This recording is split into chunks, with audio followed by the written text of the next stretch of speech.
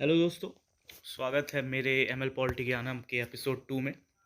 तो बेसिकली इस वीडियो में हम लोग बात करने वाले हैं ब्रिटिश रूल के बारे में।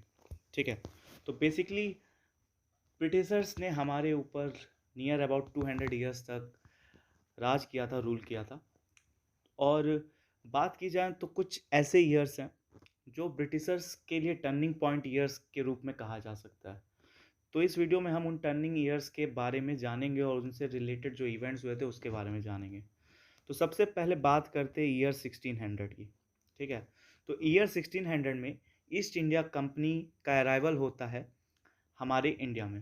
तो ईस्ट इंडिया कंपनी बेसिकली होती क्या है? ईस्ट इंडिया एक कंपनी होती है ब्रिटिशर्स की, जिन्हें एक्सक्लूसिव राइट मिलता है क्वीन विक्टोरिया के द्वारा कि वो इंडिया में ट्रेड कर सकती है।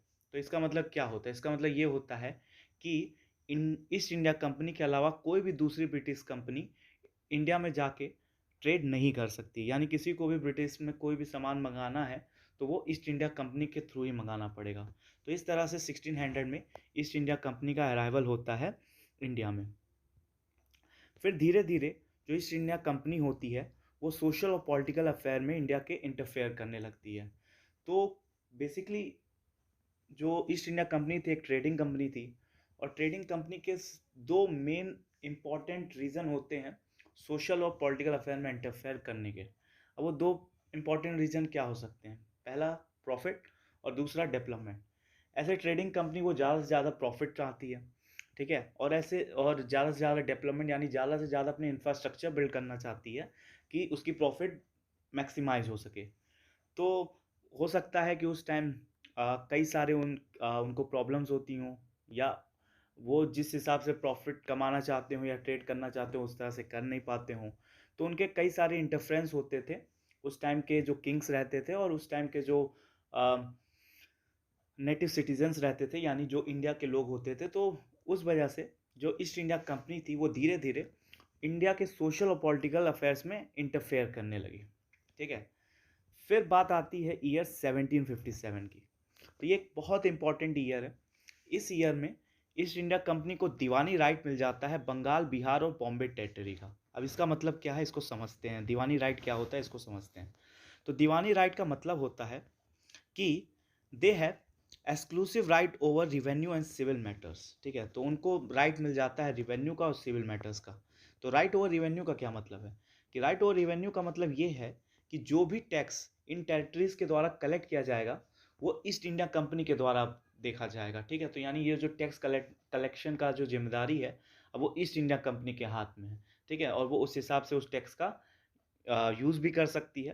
तो ये इनको एक पहला फ़ायदा मिल जाता है दीवानी राइट के थ्रू। और दूसरा होता है right over civil matter. Right over civil matters का बेसिकली मतलब ये है वो सारे केसेस जिसमें किसी भी प्रकार का क्राइम ना इन्वॉल्व हो। ठीक है। तो वो सारे मैटर्स अब ईस्ट इंडिया कंपनी के अंडर में आ जाते हैं। यानी कोई डिवोर्स का मैटर हो गया, कोई प्रॉपर्टी का मैटर हो गया, कोई एग्रीकल्चर फील्ड का मैटर हो गया। इन सारे मैटर्स पे अब ईस्ट इंडिया कंपनी अपने हिसाब से डिसीजन ले सकती है इन सारे टेरिटरीज में, बंगाल, बिहार और बॉम्बे में। तो इस तरह से चीज़ें चल रही थी। ईस्ट इंडिया कंपनी धीरे धीरे अपने आप को डेवलप करते जा रही थी। फिर आता है ईयर 1857, जो एक मेजर टर्निंग पॉइंट होता है ईस्ट इंडिया कंपनी के लिए। तो इस बेसिकली इस में होता क्या है अब इसको समझते हैं। तो उस ईयर सिपॉय म्यूटनी को देखने को मिलता है। सिपॉय म्यूटनी बेसिकली होता क्या है? सिपॉय म्यूटनी से पहले हमें सिपॉय क्या होता है उसको समझना पड़ेगा। तो सिपॉय बेसिकली उन सोल्जर्स की बात की जा रही है, उन नेटिव सोल्जर्स की बात की जा रही है जो ब्रिटिशर्स के लिए काम करते थे। ठीक है। यानी वो इंडियन सोल्जर जो ब्रिटिशर्स के लिए काम करते थे उन्हें हम सिपॉय कहते हैं।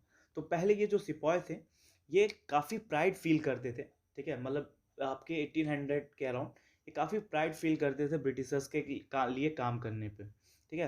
वो काफ़ी ज़्यादा उनसे इंस्पायर रहते थे। ठीक है। तो ये सारी चीज़ें थी। लेकिन धीरे धीरे जो सिपॉय थे अब अब वो ईस्ट इंडिया कंपनी के थोड़े अगेंस्ट होते जा रहे थे। अब उन अगेंस्ट होने का पीछे क्या रीज़न थी? क्या रीज़न थी कि अब जिनको वो पहले बहुत ज़्यादा पूजते थे, बहुत ज़्यादा उनको फॉलो करना चाहते थे, फॉलो करते थे, काफ़ी प्राउड फील करते थे कि हाँ हम ईस्ट इंडिया कंपनी के लिए काम कर रहे हैं। तो क्या ऐसे रीजंस होते हैं जिसकी वजह से ये जो प्राउड वाली फीलिंग है वो ख़त्म होने लगती है और एक बिट्रेयल वाली फीलिंग आनी स्टार्ट हो जाती है सिपॉयस में। तो उसके बेसिकली 3 मेन रीज़न हैं। सबसे पहली है क्रिश्चियन मिशनरी, ठीक है?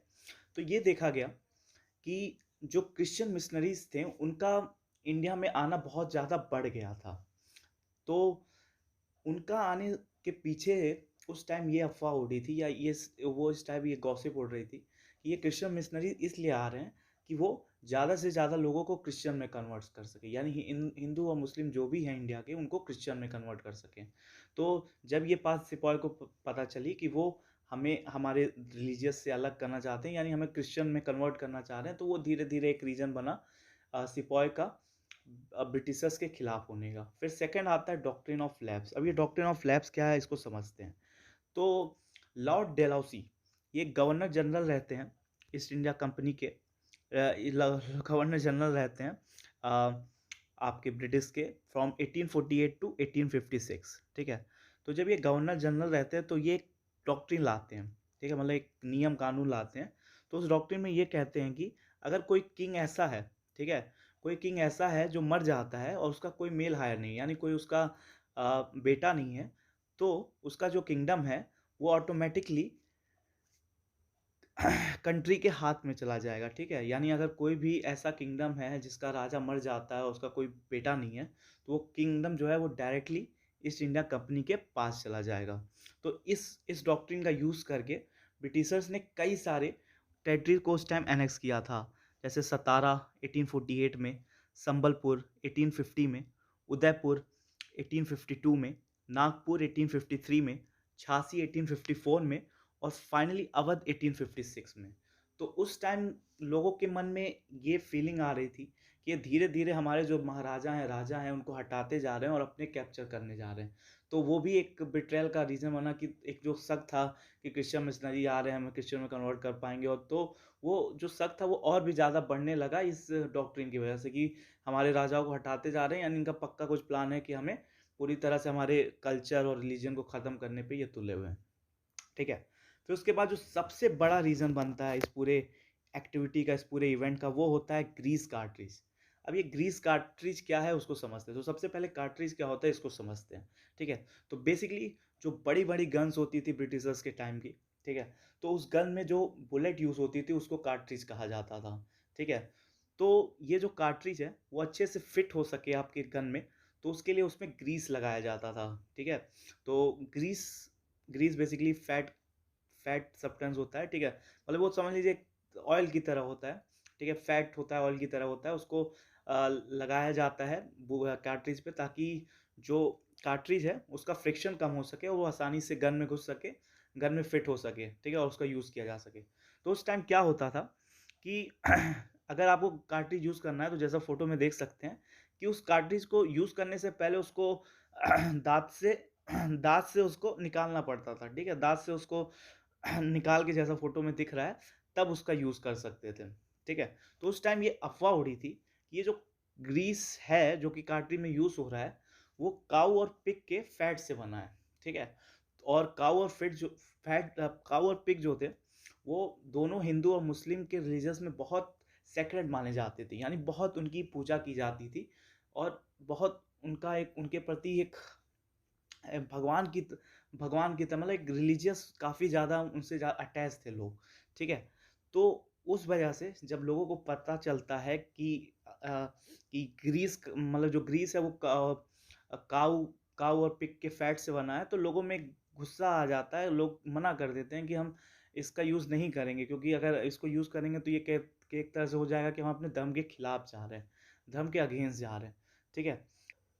तो ये जो ग्रीस कार्ट्रिज वाला इवेंट होता है, ठीक है? ये मेन रीज़न होता है अ, इस सिपॉय म्यूटनी का। तो ये सिपॉय म्यूटनी स्टार्ट करने वाले जो सबसे पहले सिपॉय होते हैं उनका नाम रहता है मंगल पांडे।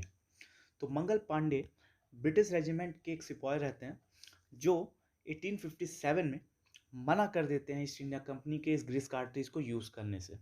और साथ ही साथ एज ए अपोजिशन ये कई सारे जो ब्रिटिशर्स होते हैं, अंग्रेज जो होते हैं, उन पे गोली चला देते हैं, ठीक है? अपने आपको मतलब एक तरह से अपने डिफेंस में वो गोली चला देते हैं। तो जब वो गोली चलाते हैं तो जो दूसरे अंग्रेज होते हैं, दूसरे अंग्रेज के सैनिक जो होते हैं, ये उनको घेर लेते हैं और फिर इनको फांसी की सज़ा सुनाई जाती है। तो ये सब जो इंसिडेंट होता है मंगल पांडे के साथ, ये धीरे धीरे पूरे जो सिपाही कम्युनिटी होती है उसमें फैल जाती है, उसमें स्प्रेड कर जाती है।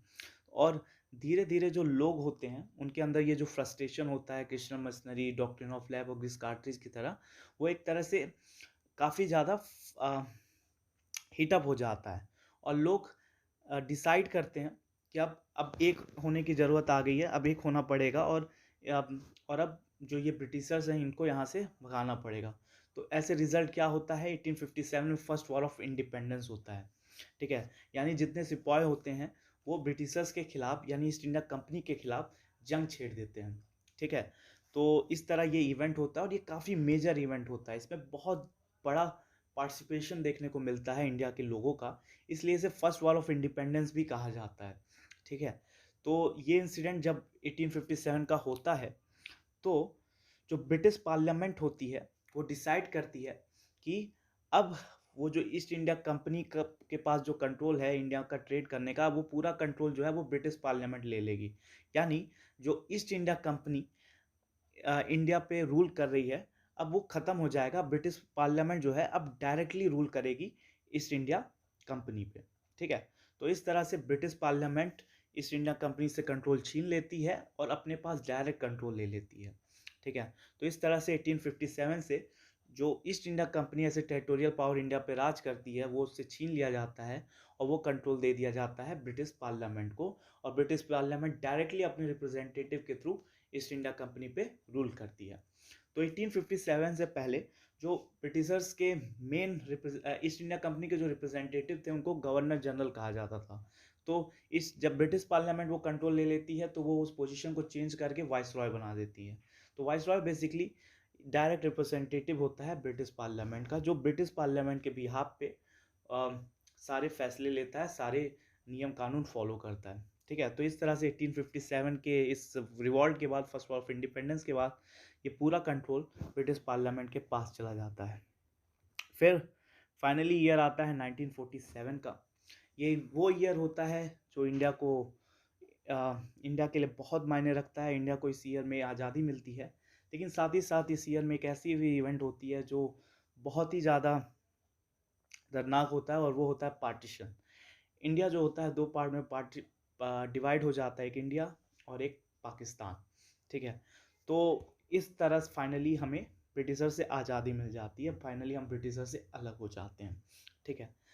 तो इस तरह से ये पूरा जो पीरियड होता है ईस्ट इंडिया कंपनी का, ये हमारे ऊपर वो राज करती है पूरा, कह सकते हैं। 1600 से लेके ये जो 1947 का पीरियड है, ये वो पीरियड है जहाँ पे ईस्ट इंडिया कंपनी ऐसे ट्रेड स्टार्ट करती है और धीरे धीरे हमारे टेरिटोरियल पावर बन के हमारे ऊपर रूल करना स्टार्ट कर देती है।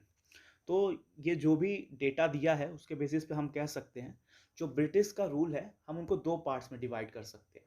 पहला कंपनी रूल, यानी वो पीरियड जहाँ पे ईस्ट इंडिया कंपनी ने हमारे ऊपर डायरेक्टली रूल किया, और दूसरा हम क्राउन रूल कह सकते हैं, यानी वो पीरियड जहाँ पे ब्रिटिश पार्लियामेंट ने बिना किसी कंपनी के को हटा के डायरेक्टली हम पे रूल किया, ठीक है? तो पहले क्या था, पहला पीरियड आया कंपनी रूल, यानी जहाँ ईस्ट इंडिया कंपनी हम पे रूल करती थी on behalf of British parliament.